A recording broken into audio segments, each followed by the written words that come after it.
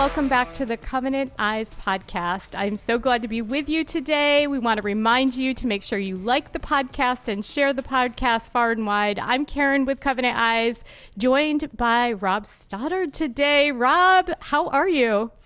I'm doing good. How are you, Karen? I'm doing great. It's so good to have you here. It reminds me of the old Pastors Roundtable days. Yeah, it's been a while, but yeah, no, I'm excited for this one. This is a great topic, and I think our parents will love it. Absolutely. Well, our guest today is joining us from a new friend that we just met. The company is called Arrow. Did I get that correct? It's Arrow, hard R. Arrow. Yeah, there you go. Okay, Arrow. All right, Arrow. Heath Wilson is joining us from the organization. He is one of the co-founders, and he's going to tell us a little bit about their amazing work, and he's going to talk to us a little bit about their mission there. Welcome to the podcast. Oh, thanks so much for having me. Would you like to tell our listeners just a little bit about how your company got started and why you guys do the work that you do?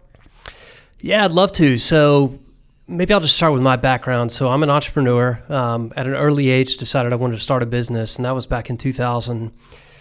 So I grew up with a world when there weren't cell phones, and then woke up one day to these magical devices that kept me connected all the time. And my wife loves to tell me, or tell you, she would tell you that was the worst day of her life when I found this beautiful device and I could be in touch all the time. So I kind of grew up with this identity wrapped up in being an entrepreneur. And one day I woke up and thought, oh my goodness, I've got kids, 4 of them. And I saw the future through their eyes and thought, wow, if they do what I've done with this device, it's going to be a disaster. So that led me down this path of, all right, how can we solve the problem of helping families really be more intentional about the way that they, manage the devices in their household? So RO started there. It's really built on the back of my own personal failures, honestly. It's everything from, my son coming home from school one day and telling me that he wanted to give me the gift of family time for Christmas, to, little moments of missing out and not noticing, to, some tension with my wife. Just, these devices that are meant to do so much good in our lives can become the focus of our attention and a distraction at the expense of the things that we say are important to us. Absolutely. It's interesting because I grew up also without technology. So we were raising our kids in the midst of the technological revolution in this country when smartphones came alive. And it's interesting because I think back to when my parents were raising me and the TV kind of crept in. And I remember TV trays and eating dinner, watching TV kind of became a thing. And technology in general, whether it's TVs or smartphones or any of those devices, they really do have a way of kind of interfering with that connection. Sitting around the dinner table with nothing going on, no technology, there's something beautiful about that. And there's a way that you connect. So it's not necessarily a new problem. I think it's just a more intense problem. Would you agree with that? Completely. And I think the difference today is it's an infinite problem, right? So the TV show would end or a video game would end in the old days. And now these things are meant to go on forever. Literally you could scroll forever. You can play a video game forever. So I think the end point is different today than it was when you and I were growing up. And it's made it so much harder to find those sacred times and to find those connection points as a family. And unless you're really disciplined or you're kind of have some rigor around those times, it's easy for the device. I can pick up my phone to check the weather, and 30 minutes later, I'm like, what happened? I'm lost. So yeah, we've really been focusing on families and saying, look, we know most parents, we know most families want to live intentionally. They have goals and dreams and ambitions and hopes, and they want to have these deep relationships. But too often, we let the thing that's in our hands get in the way of those. Yeah, you mentioned how quickly it creeps up on us, how long we've been on there. Do you have some stats that you generally share with families about, how long people or kids and families, adults are on their devices, and just how big is this problem? The one stat I always point to, because I think this is the most important, is 91% of Americans keep their phones with them 24 hours a day, right? So that means we're sleeping with it beside our bed as well. And the issue there, and this obviously results in more pickups and more screen time and all the stats that you're referring to, which continue to be deeper and deeper. But the issue is when you have your phone, you're going to use it. And science tells us now the only way to truly disconnect from your phone is to have it out of eyes, out of distance or out of reach, because even if the phone's face down on the table, you're still anticipating what's next. So it equates to actual usage, even though you're not actually, swiping and clicking. So those stats will depress you, honestly. And again, they keep, with the TikTok generation that we have today, it's just more and more captivating to stay on the device. But I will say with all that, there's a lot of hope. We're not anti-device. I've got a smartphone. I'm not giving mine up anytime soon. It's a wonderful tool. My kids have smartphones, by the way. So parents that are listening, we're not Luddites and put those things away. We are right in the middle of this. And what's interesting to me, if you'd have told me 10 years ago, and I tell parents this all the time, screen time is basically the number one battle in most households these days, above drugs, above sex, and above alcohol, above even pornography in some cases. So families are battling with this, and not just families with teenagers, families with 2-year-olds and 4-year-olds and 6-year-olds who have their iPad as well. Yeah, I think that's a good reminder. I think I remember even when technology came into our family as my kids were in high school, I remember the battles over technology and trying to find that balance. My daughter wanted to be connected all the time, and at the time it was Facebook. But as she continued to grow, I think Instagram and all the other tools came out. It was a challenge. So what is it specifically that you are providing families to help them find that balance? Because it's something that's unique and something different. So will you share with our listeners how exactly RO is helping people? Yeah, so my journey really started with trying every solution out there to see if it would work. And what I learned pretty early on was that most solutions were yet another app that told you to get off your apps, right? Some version of screen time. And, kind of back to our conversation earlier, it's just really hard to put this thing down. It's so captivating. So my theory was, and I read a bunch of books on habit formation, and it occurred to me that we have a place for everything else in our life, right? We know where we put things, but we don't know where to put our phone. So we leave it, in our back pocket, or we put it on the table in front of us. So my thought was, for a family specifically, let's define a place. So we built this beautiful device that lives in a home, that becomes a centerpiece, a symbol for your family that says, hey, we are going to be different. We're going to be intentional. It's mom approved, it's wife approved, it fits in the kitchen or family room, but it becomes the de facto place you put your phone when you don't need it. But I knew that wasn't enough. I knew we needed to, for lack of a better word, gamify that experience. So we needed to encourage and nudge and motivate people along that path. So it's not just enough to put your phone down. We also want to help you do it more often. We want to help you define those sacred times and spaces when it makes sense. So it's a combination of both hardware and software. When we went through beta testing years ago, we would ask customers at that point, say, tell us how you feel when you put your phone down. And they all said the same thing, but they said, we're so proud of ourselves. So that was kind of an aha moment for me. I laughed, but it was kind of an aha moment for me to say, like, wow, this is really serious. And also, when someone actually does get time away from their phone, they feel so much better about the time that they've spent doing something else intentional. Here at Covenant Eyes, Heath, we talk with parents often, more, about the issues of pornography and some of those struggles, of course. But the one thing that always fascinates us is just how unaware, unprepared parents are with technology when they give the phones to the kids. We talk about things like setting those expectations and boundaries, setting up the phone with screen time and all of those parental controls and things.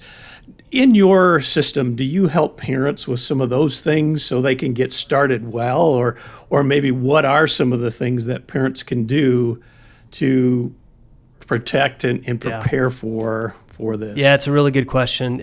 I always tell people, I've got two 17-year-olds right now and a 15-year-old, and I didn't hand them a set of keys and say, go figure it out, right? We spent time, we went to classes, we trained, we started slow, we learned how to park, we did all the necessary things to where by the time they get this very powerful, machine, that they know how to use it, or at least we hope they know how to use it. With phones, we didn't build RO to be a parental control device. And honestly, what's been interesting is it's actually a reverse parental control device. Young kids are taking their parents' phones and putting their parents' phone into the RO. I love that. Because kids want attention, right? They want to know that they're more important than this rectangular screen. So the first thing I would tell parents, the model we have had or we've seen for the last 15 years is we model bad behavior as parents. Our kids, of course, mimic that behavior, right? What else would they do? then we have the audacity to get mad at them and tell them, no, you're not supposed to use it that way. And then we spend all of our time, Rob, doing what you're describing, is trying to manage it. Yeah. And that's when it gets overwhelming because, man, the technology is changing all of the time, and kids are really smart about navigating through whatever firewall you can create. So we think the model's changing going forward if parents can model better behavior. And really that's what RO is built to address, is we're going to give you as a mom, as a dad, as a spouse, husband, wife, the ability to demonstrate, again, to model, to show them a different way to use this device so that when they do start mimicking behavior, they have a much different digital muscle than everyone else. And that right relationship is in place in terms of the importance of this beautiful device. So I tell parents all the time, yes, you should absolutely look into, routers that limit content. You should set up all these different, safety nets. But at the end of the day, if they have the right relationship with the device, it solves probably 80% of those problems. That's really good. And I think that fits beautifully with our philosophy here at Covenant Eyes, which is really about relationships and accountability. And I think that modeling that good behavior with technology, like you're talking about as parents, I think that is an important first step, because often, like Rob was saying, we hear parents, how do I lock the phone down? How do I protect my kids? And at the end of the day, you have to ask these parents, are you modeling good behavior with the technology yourself? Sometimes we have to ask ourselves those hard questions. I know for me personally, that was a challenge when technology was new. It was shiny. I didn't know what I didn't know. And eventually I realized my children's bad behavior on phones, too much screen time, is a reflection of my poor choices as a parent with my devices and technology. So I had to make changes in my own life. So I love that now there's this wonderful, beautiful tool that can help us do that better. Can you talk to us a little bit about some of the ways that parents are integrating this into their life? Like, what does this look like? Is it you come home from school and everybody puts their devices in there? Or is it on Saturdays, everybody just turns off devices, it goes in the box and you go outside? Like, how does this work? Yeah, we try not to be too prescriptive because everyone has different schedules and dynamics in their family. But what we do say is take a few minutes, try to define what's sacred to your family. That could be a morning routine for the parents. That could be family dinners for the family. It may be an extended Sabbath or away time on the weekends. But whatever that is and whatever you like to do, write those down and then decide as a family, to do those things. Oftentimes with kids who are in school, there's definitely a homework period after they get home from school where it's much easier to get your homework done if you're not scrolling social media or doing something else on the phone. So it's not prescriptive in terms of when we think they should use or not use the phone, but we definitely want them to have a conversation around it. And what's been so amazing is once you get a taste of it, both adults and kids, you do find that you enjoy those times and you want to come back and have more of those times. And I say that as a father of teenagers, right? So teenagers you would think would be the most difficult to convince that this is worthwhile. But there's been so many times when my son or daughter has had friends over that were like, hey, Dad, can you just come down and remind folks to put their phone into the RO?